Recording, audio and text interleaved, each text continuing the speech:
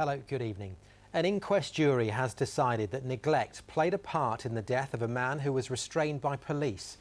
The jury also found that the man, Kingsley Burrell, had a blanket placed over his head and that police and hospital staff failed to remove it.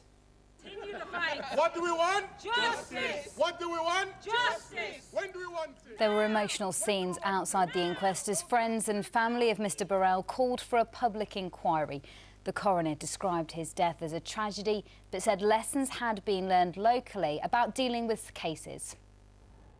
Although disappointing that unlawful killing was not placed in front of this jury, we welcome the verdict of neglect.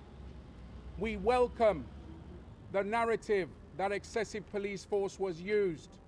We welcome the fact that it is clarified that Kingsley's head was covered with a blanket.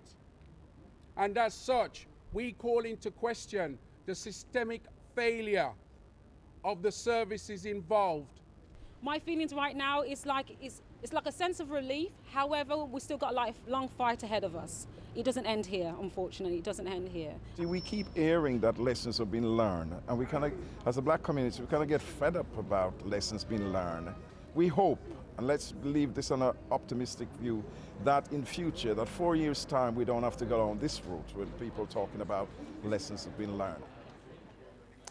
Well, Mr Burrell died from a heart attack after he was detained in a mental health unit.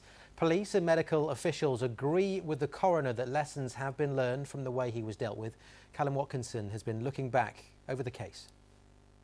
When Kingsley Burrell called 999 from this shop on the 27th of March 2011 and said that two gunmen were planning to kill him, he unwittingly set a chain of events in motion that would cause his death. The police saw no gunman on the shop's CCTV. Mr Burrell was restrained, assessed and admitted to hospital under mental health laws, to the surprise of his sister. My initial reaction was, that's not Kingsley. He wasn't known to the services, and for him to be held under 136, taken to a place of safety, held under the Mental Health Act, it was really bewildering to us. We just couldn't believe that had happened to Kingsley. 3 days later, the police were called by staff at the Mary Seacole Hospital in Birmingham, where one told the inquest Mr Burrell had become threatening and hostile. 4 officers attended. There was a struggle, and Mr Burrell was cut above the eye. He was placed in handcuffs and leg restraints, injected with sedative, and a decision was made to move him to another mental health facility with a seclusion unit. From the Mary Seacole, he was taken to the Queen Elizabeth Hospital to have the cut on his eye stitched. While there, an ambulance technician told the inquest he put a blanket over Mr Burrell's head to stop him spitting at staff. He arrived at the Oleaster mental health facility at 7:30, and the 4 police officers put him in the seclusion room using what they called a cell extraction technique, during which Mr Burrell was struck several times with batons. Kingsley Burrell was in restraints for about 2 hours and 15 minutes on the day he died.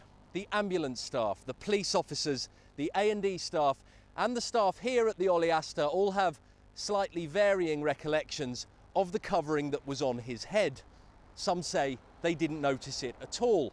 Others told the jury they did hear him asking for it to be removed, and others said they were concerned about it, but nobody took it off.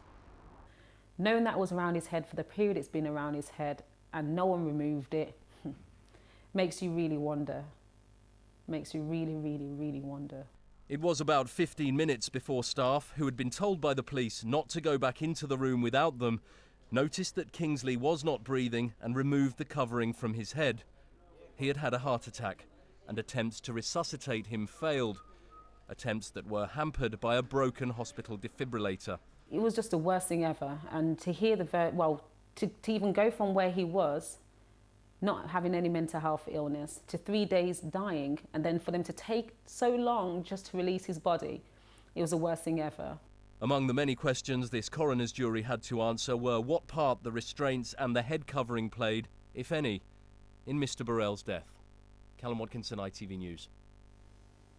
Well, a number of agencies involved in this case, and West Midlands Police declined an interview with us tonight, but said in a statement that it's listened to the concerns of family and friends and that new procedures have been brought in. They added that crucial lessons have been learned from this tragic case.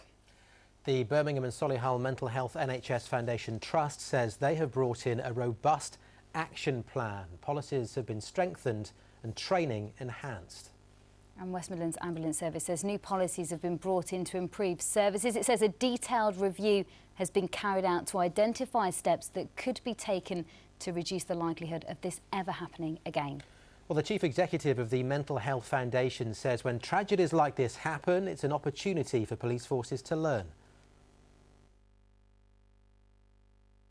And in the best areas of the country, the police, every time they hear that there is potentially a mental health issue, which can be quite often, bring in the mental health specialists. A police van or a police cell is not the right place for somebody who is ill, and all too often things can go very wrong or tragically wrong. Jenny Edwards from the Mental Health Foundation there. In other news tonight, police and council officials have closed